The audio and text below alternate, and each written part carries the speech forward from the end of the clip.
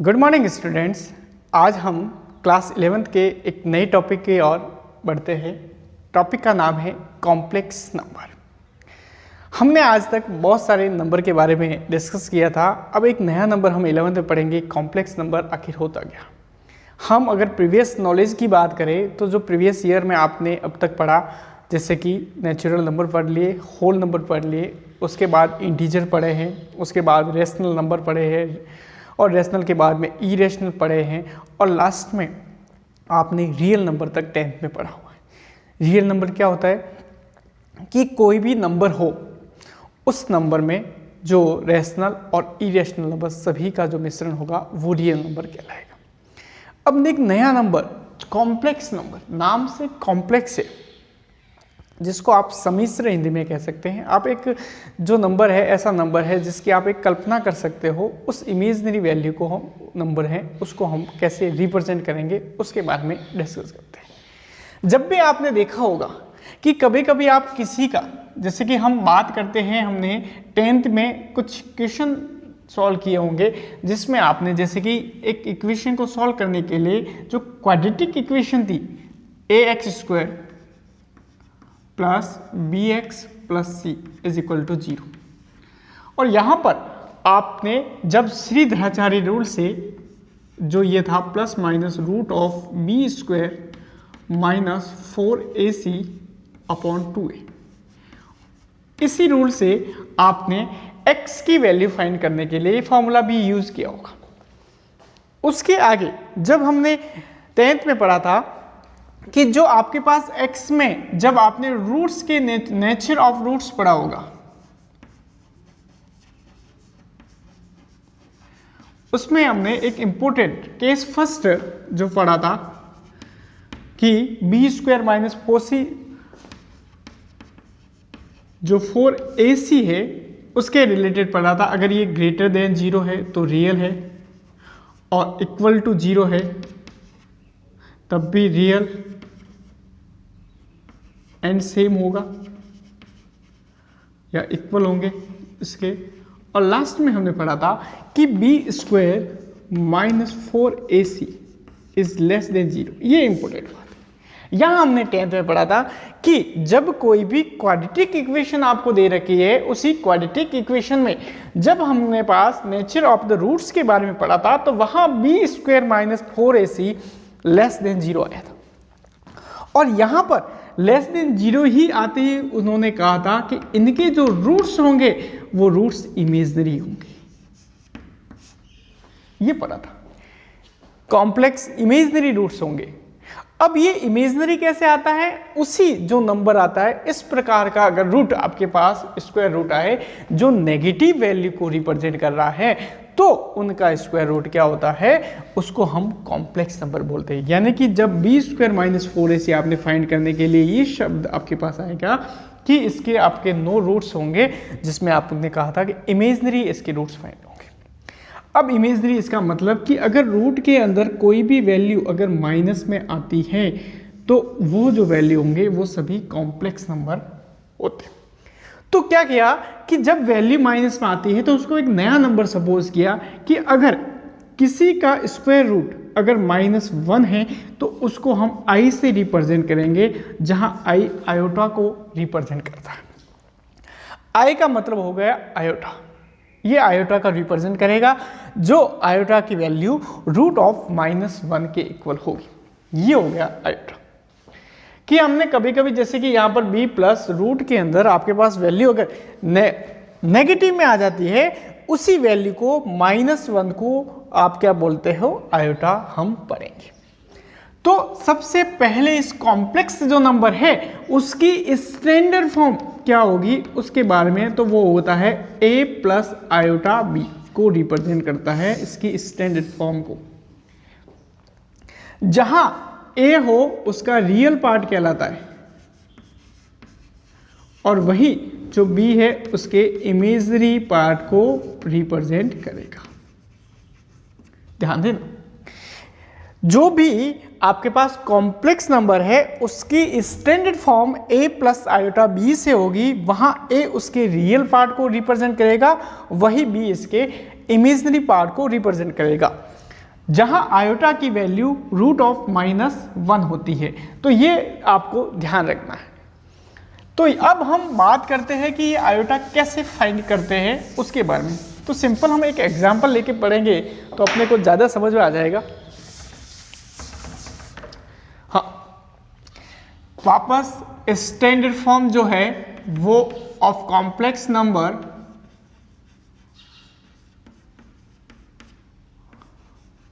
वो हो जाएगी z = a + iota_b।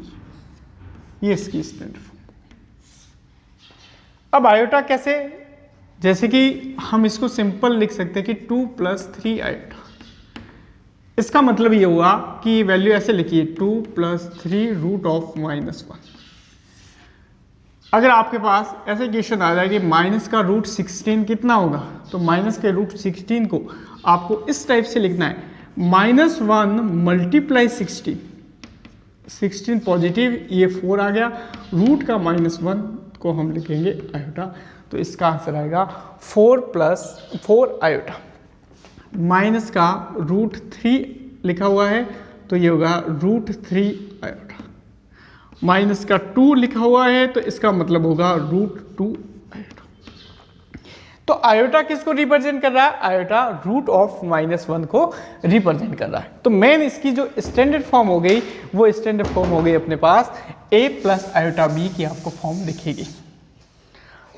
अब इसमें हम पढ़ते हैं कि एलजेब्रा ऑफ कॉम्प्लेक्स नंबर में addition of 2 complex number.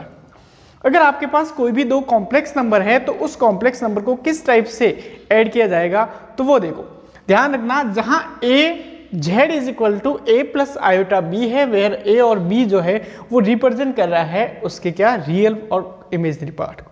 a उसके रियल पार्ट को रिप्रेजेंट करेगा, वही b उसके इमेजिनरी पार्ट को रिप्रेजेंट करेगा। आपको ऐड करना है कि आपके पास z1 = a + iota_b है, और अगर z2 = a - iota_b है।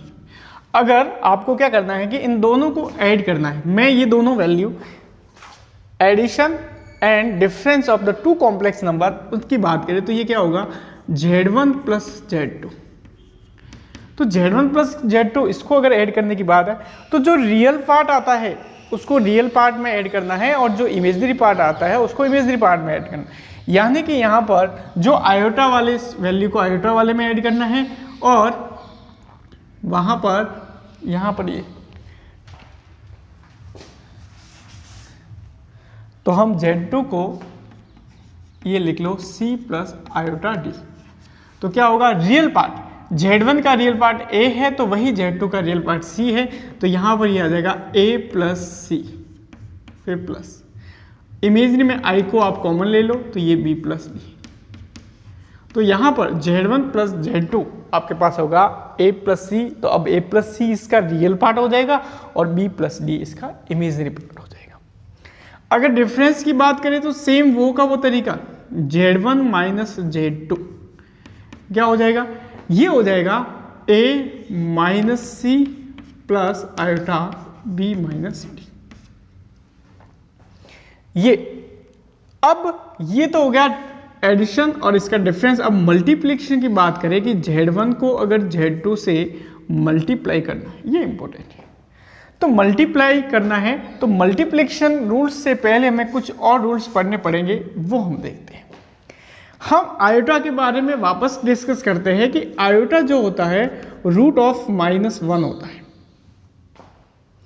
वहीं अगर हम आयोटा स्क्वायर की बात करें तो आयोटा स्क्वायर हो जाएगा -1। ध्यान देना, आयोटा जो होता है वो क्या होता है, रूट का -1। आयोटा का स्क्वायर ये हो जाएगा -1। इन दोनों को अगर मल्टीप्लाई कर दे, ध्यान देना इन दोनों, तो आयोटा क्यूब आएगा। क्या आएगा, आयोटा क्यूब। तो आयोटा क्यूब को मैं आयोटा स्क्वायर भी लिख सकता हूं। तो ये हो जाएगा आयोटा स्क्वायर, अभी हमने कहा -1 होता है, इसको माइनस से तो माइनस आयोटा के इक्वल होता है। तो ध्यान रखना, आयोटा जो होता है वो √(-1) होता है, आयोटा स्क्वायर -1 होता है, आयोटा का क्यूब जो है माइनस आयोटा होगा और आयोटा का की पावर 4 जिसको हम iota square dot iota square लिख सकते हैं। तो -1 मल्टीप्लाई -1 तो आयोटा की पावर जो 4 है वो क्या हो जाएगा आपके पास प्लस का। तो ये स्पेशल वैल्यू याद रखनी है अपने पास। आयोटा तो आयोटा का मतलब हो गया रूट ऑफ -1। आयोटा का जो स्क्वायर होगा वो -1 के इक्वल होगा। आयोटा का जो क्यूब होगा वो माइनस आयोटा के इक्वल होगा और आयोटा की पावर 4 है तो वो किसके इक्वल हो जाएगी, आयोटा के इक्वल। ये हो गया। तो जब भी कोई भी नंबर है उसका मल्टीप्लाई किया जाता है तो सबसे पहले हमें ध्यान रखना है कि आयोटा जो है उसको आयोटा ही लिखना है, आयोटा के स्क्वायर को -1 लिखना है, आयोटा के क्यूब को हो तो उसकी जगह माइनस आयोटा लिखना है और आयोटा की पावर 4 है उसकी जगह। अब हम क्या करेंगे, इसकी पावर को जैसे ही आप इंक्रीज करते रहोगे, यानी कि आपके माइंड में आया कि मैं आयोटा की पावर 4 लिखूँ, 5 लिखूँ, तो आपको ध्यान रखना ये जो पावर होती है 4 की टेबल में आपको लिखनी है कि आयोटा की पावर 4 हो जाएगी, 5 हो जाएगी, आयोटा की पावर 4 डॉट आयोटा। अब आयोटा की पावर 4 कितना होता है, 1 होता है, ये 1 होता है। तो यहां पर आयोटा की पावर 4 हो जाएगी आयोटा। अगेन आयोटा की पावर 6 माइनस आयोटा हो जाएगी। आयोटा की पावर 7 की बात करें -1 हो जाएगा, आयोटा की पावर 7 माइनस आयोटा हो जाएगी और आयोटा की पावर जो 8 है वो वापस 1 हो जाएगी। और आगे सॉल्व करें, आयोटा की पावर 9 जो है वो आयोटा के इक्वल हो जाएगी, आयोटा की पावर 10 -1 के इक्वल हो जाएगी, आयोटा की पावर 11 माइनस आयोटा के इक्वल हो जाएगी और आयोटा की पावर 12 वापस 1 हो जाएगी। तो ये कंटिन्यूस अपने पास 4 टाइप के आपके पास वैल्यू होगी। आयोटा हो गया, माइनस आयोटा हो गया, प्लस का 1 हो गया, -1 हो गया। जब भी हम उसकी कोई भी पावर ले तो इन चारों के अलावा कोई वैल्यू नहीं आएगी। अब एग्जाम में सवाल आ जाए कि आपके पास आयोटा की पावर 49 कितना होगा, तो आपको 4 की टेबल के अकॉर्डिंग इसको अरेंज करना है। इसको आप 49 है तो 49 को 4 से डिवाइड कर लो और डिवाइड करने पर कितनी बार जाता है उसका रिमाइंडर क्या रहता है, उस रिमाइंडर को देखना है अपने को। जैसे कि आपने 49 को डिवाइड किया गया 4 से तो 1, ये हो गया 2, तो रिमाइंडर रहा 1। यानी कि लास्ट में इसको हम ऐसे लिख सकते हैं आयोटा 4 की होल पावर 12। क्या लिखेंगे, आयोटा 4 की होल पावर 12 डॉट आयोटा। तो यहां पर आयोटा की पावर 1 हो गया, ये कितना हो गया, ये पूरा 1 की कोई भी पावर 1 ही होती तो मैं इसका लास्ट में आंसर आ जाएगा आयोटा की power 49 is equal to iota. अगर ये 50 पूछता तो यहाँ आयोटा स्क्वायर आ जाता है और आयोटा स्क्वायर क्या होता है, यहाँ से देखना है -1। तो आपको ध्यान रखना है, बस ये इतनी सी बातें हम ध्यान रखेंगे तो इसमें लास्ट रिजल्ट क्या आता है उस रिजल्ट के बारे में हम देखते हैं कि अगर आपके पास कुल मिला के यहाँ पर ध्यान रखना है, एक इंपॉर्टेंट मैं इस ब्रैकेट में लिख लेता हूँ, iota is equal to iota, iota का square is equal to -1, iota का क्यूब ये माइनस आयोटा हो गया और आयोटा की पावर 4 प्लस का। ये इंपॉर्टेंट बात आपको याद रखनी है। अब हम वापस देखते हैं कि Z1 क्रॉस Z2 क्या होगा। तो आपको ऐसे ही करना है कि हम एक एग्जांपल लेके करते हैं। तो सपोज करो कि Z1 अपने पास क्या है, Z1 अपने पास यहाँ पर मैं लिख लेता हूँ कि Z1 जैसे कि 2 + 3 आयोटा और Z2 अगर है 1 - 4 आयोटा, ये है। तो Z1 क्रॉस Z1 तो ये होगा 2 + 3 आयोटा डॉट 1 - 4 आयोटा। जो सिंपल मल्टीप्लिकेशन मेथड है वो आपको लगाते रहना है। जैसे कि 1 को 2 से मल्टीप्लाई किया 2 आ गया, 2 को इससे किया -8 आयोटा आ गया, 3 को इससे किया तो क्या आ जाएगा प्लस का 3 आयोटा और प्लस का 3 4 आए, ये होगा 12 आयोटा स्क्वायर, ये हो गया। तो यहाँ पर ध्यान देना है जो आयोटा स्क्वायर यहाँ आ रहा है, आयोटा स्क्वायर ऑलरेडी -1 के इक्वल होता है तो यहाँ पर आपको -1 रखना है। तो 2 ये इन दोनों ऐड हो जाएंगे रूल्स के हिसाब से, ये 5 आयोटा हो गया और माइनस का 12 था ही, और इस आयोटा स्क्वायर की जगह आपको लिखना है माइनस का 1। तो 12 प्लस का 12, तो ये हो जाएगा 14 माइनस 5 आयोटा।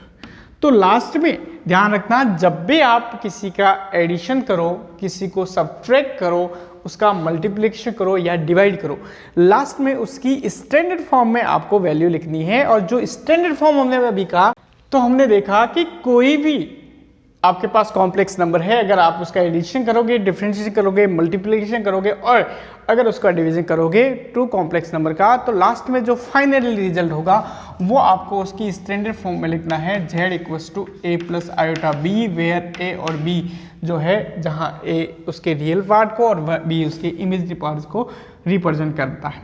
अब हम डिवाइड की बात करें कि कॉम्प्लेक्स नंबर का डिवाइड कैसे किया जाता है। अगर आपके पास z1 अपॉन z2 आपको फाइंड करना, और सपोज करो अगर आपके पास z1 इक्वल्स टू वही अगर 3 प्लस 2 आयोटा है और z2 आपके पास 4 माइनस 3 आयोटा है, तो कैसे फाइंड करेंगे वो देखते हैं।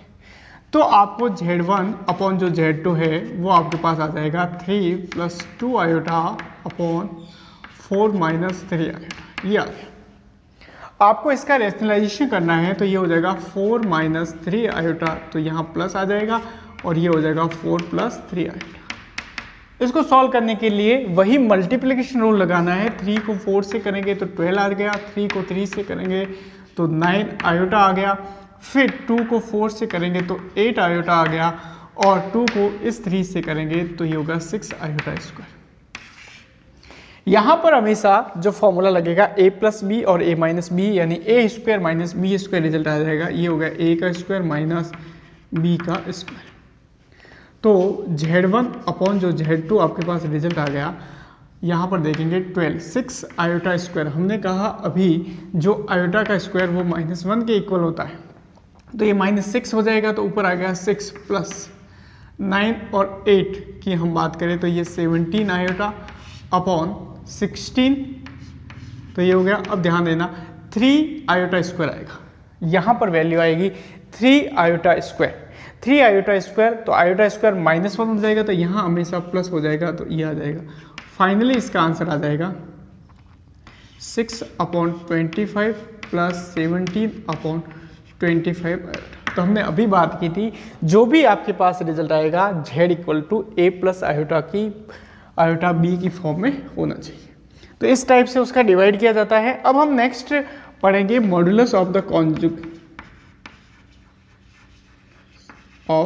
Conjugate complex number.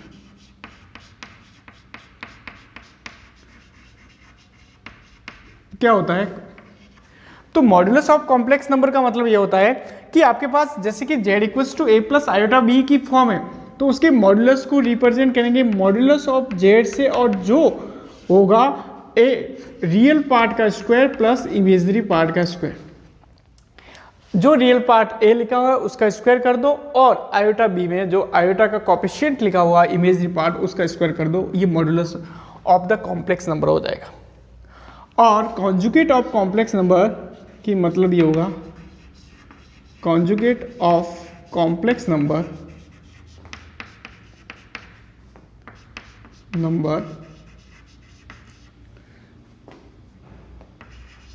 ये होता है z बार से उसको रिप्रेजेंट किया जाता है। कॉन्जुगेट ऑफ कॉम्प्लेक्स नंबर को आपको z बार से रिप्रेजेंट करता है। ये जो नंबर है वो आपको a प्लस की जगह माइनस आयोटा b हो जाएगा। इसका मतलब ये होगा कि अगर यहाँ z equals to a plus iota b, यानी कि आयोटा को देखना है कि कहाँ आयोटा लिखा हुआ है। उस आयोटा अगर प्लस का है तो उसके कॉन्जुगेट माइनस में आ जाएगा, और माइनस का है तो प्लस में आ जाएगा। जैसे कि लिखा है कि 3 आयोटा प्लस 7 ये लिखा हुआ है, तो इसका कॉन्जुगेट होगा माइनस का 3 आयोटा प्लस 7। बस ये ध्यान रखें, यूँ नहीं कि यहाँ माइनस कर लो। ये हो गया conjugate of the complex number. अब हम क्या करेंगे कि अब कुछ रिलेशन फाइंड करते हैं कि z जो हमारे पास ये नंबर था और z बार, इनको आपस में मल्टीप्लाई करेंगे तो क्या रिजल्ट आएगा। तो ये हो गया a प्लस आयोटा b, और ये हो गया a माइनस आयोटा b।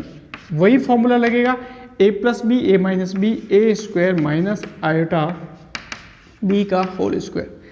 वापस इसको लिखने का तरीका a square minus iota square b square, और अभी का आयोटा स्क्वायर जो होता है वो -1 के इक्वल होता है, तो ये प्लस हो जाएगा ए स्क्वायर प्लस बी स्क्वायर, और ए स्क्वायर प्लस बी स्क्वायर अगर हम यहाँ से देखते हैं तो रिजल्ट आता है मॉडुलस ऑफ जेड का होल स्क्वायर। तो एक नया फॉर्मूला अपने पास आ गया कि कोई भी कॉम्प्लेक्स नंबर और उसके कॉन्जुगेट को अगर हम मल्टीप्लाई करेंगे तो वो उसके मॉडुलस ऑफ जो भी जेड आएगा उसके स्क्वायर के इक्वल होगा। तो आज हमने जो भी कॉम्प्लेक्स नंबर है उसमें किस टाइप से उसको ऐड करना है, किस टाइप से सब्ट्रैक्ट करना है, मल्टीप्लाई करना है या डिवाइड करना है, उसके बारे में डिस्कस किया। उसके बाद में हमने किसी भी कॉम्प्लेक्स नंबर का मॉडुलस कैसे फाइंड किया जाता है उसके बारे में पढ़ा, फिर कॉन्जुगेट कैसे फाइंड किया जाता है उसके बारे में पढ़ा, और लास्ट में इनका एक स्पेशल रिलेशन देख लिया मॉडुलस और कॉन्जुगेट का कि जेड बार इक्वल टू क्या होगा, मॉडुलस ऑफ जेड का स्क्वायर। नेक्स्ट वीडियो में हम इसके रिलेटेड और भी पढ़ेंगे, इसके रिलेटेड क्वेश्चन है किस प्रकार से सॉल्व किए जाते हैं उनके बारे में डिस्कस करेंगे। धन्यवाद।